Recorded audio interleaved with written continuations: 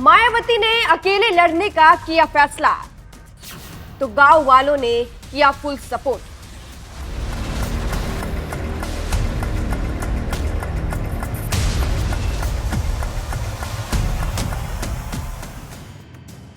बसपा प्रमुख मायावती यूपी की सियासत का बड़ा चेहरा मानी जाती है। उनकी मौजूदगी से एनडीए और इंडिया दोनों पर असर पड़ेगा, इसलिए तो दोनों के साथ उनके गठबंधन की बातें चल रही थी।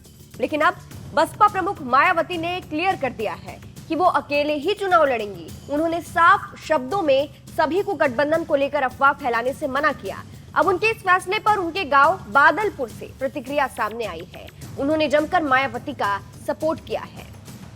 अब देखिए, जिस तरह से मायावती ने अकेले लड़ने के फैसले के साथ साथ अपनी प्लानिंग के बारे में कुछ भी नहीं बताया, उससे राजनीतिक विश्लेषकों का ये कहना था कि मायावती अपने पत्ते तब खोलेंगी जब चुनाव और नजदीक आ जाएंगे। खैर, अब मायावती के फैसले पर उनके पैतृक गांव बादलपुर के लोग क्या सोचते हैं, ये सामने आया है। दरअसल नवभारत टाइम्स की ऑनलाइन टीम मायावती के पैतृक गांव बादलपुर पहुंची, जहां मायावती को लेकर वहां के लोगों से सवाल हुआ।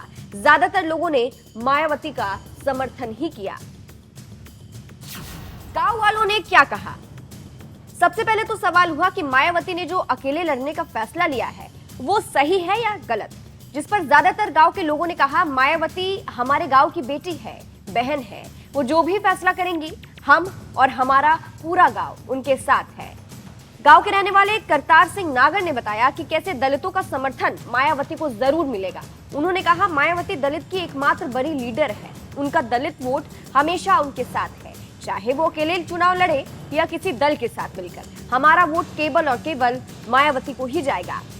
इसके अलावा उन्होंने ये भी बताया कि यूपी का बहुत विकास हुआ है मायावती के काल में। उन्होंने वोट देने के पीछे का दूसरा कारण बताते हुए कहा मायावती के कार्यकाल में जनपद गौतम बुद्ध नगर और यूपी का खूब विकास हुआ है। हमारे गांव का विकास सिर्फ बसपा शासनकाल में हुआ, इसलिए मायावती जो भी फैसला करेंगी पूरा गांव उनका समर्थन करेगा।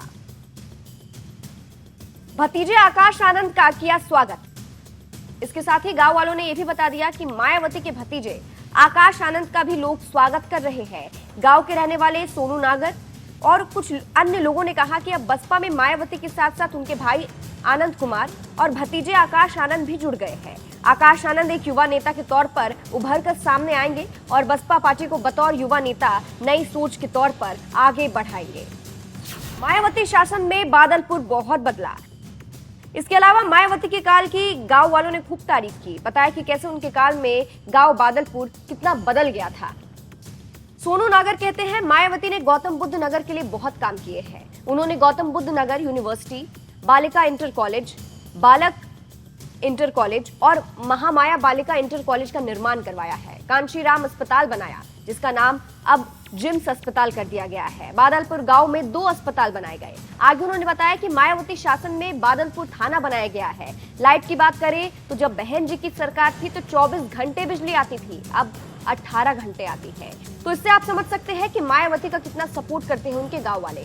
फिलहाल बात मायावती की करें तो उन्होंने ट्वीट करते हुए साफ कर दिया था कि अब कुछ भी बदलाव नहीं हो सकता है, वो अकेले ही चुनाव लड़ेंगी। मायावती ने ट्वीट करते हुए कहा था एनडीए व इंडिया गठबंधन अधिकतर गरीब विरोधी, जातिवादी, सांप्रदायिक, धन्ना सेठ समर्थक व पूंजीवादी नीतियों वाली पार्टियां हैं, जिनकी नीतियों के विरुद्ध बीएसपी अनवरत संघर्षरत और इसीलिए गठबंधन करके चुनाव लड़ने का सवाल ही पैदा नहीं होता।